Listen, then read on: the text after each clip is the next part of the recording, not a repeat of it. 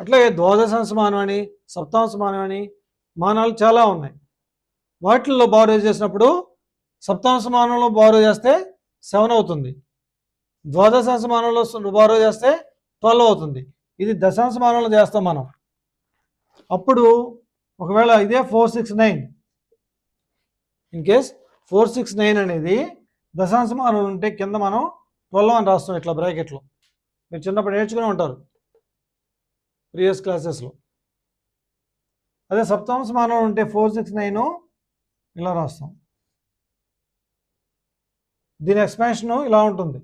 సప్తాంశ మానం రాసి చూపిస్తాం మీకు. 4 × 7² + 6 × 7⁻1 + 9 × 7⁻0 ఇలా ఉంటుంది దీని ఎక్స్పాన్షన్. ఎందుకంటే ఇది సప్తాంశ మానంలో ఉంది కాబట్టి. ఇదే